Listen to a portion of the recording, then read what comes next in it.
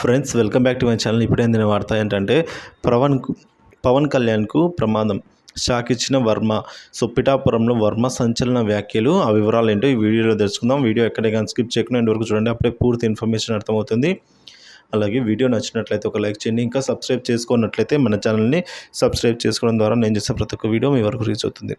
ఇక వివరాలు ఏంటంటే, పిఠాపురంలో పవన్ను ఓడించేందుకు కుట్ర జరిగింది. మాజీ ఎమ్మెల్యే వర్మ సెన్సేషనల్ కామెంట్ చేయడం జరిగిందండి. అదేంటంటే, పిఠాపురం నియోజకవర్గంలో అశేష ప్రజల ఆదరణ జరుగున్న పవన్ను ఓడించేందుకు భారీ ఎత్తున అధికార పార్టీ కుట్రలు చేస్తుందని మాజీ ఎమ్మెల్యే వర్మ సంచలన వ్యాఖ్యలు అయితే చేయడం జరిగింది.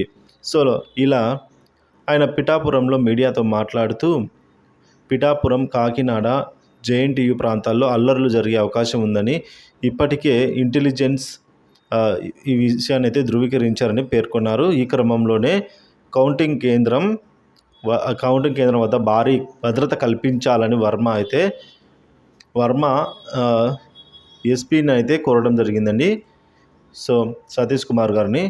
ఇక నియోజకవర్గంలోని అన్ని వర్గాల ప్రజలు కూడా పవన్కు ఓటేసి జై కొట్టారు అని అయితే వర్మ చెప్పారు. వైసీపీ పిఠాపురంలో పోలింగ్ శాతం పెద్ద ఎత్తున అల్లర్లకు వైసీపీ అయితే పాల్పడేందుకు అవకాశం ఉన్న పిఠాపురంలో పోలింగ్ శాతం పెరగడం ఈ విధంగా గమనార్హం అని చెప్పి, సో ఈ వైసీపీ పార్టీకి ఈ విధంగా పోలింగ్ పెరగడం అనేది మింగుడ పడడం లేదని అయితే వర్మ సంచలన కామెంట్ చేశారు. సో ఈ కూటమి అంటే పవన్ కళ్యాణ్ గారు తప్పకుండా గెలుస్తారని అయితే అభిప్రాయం వ్యక్తం చేశారు.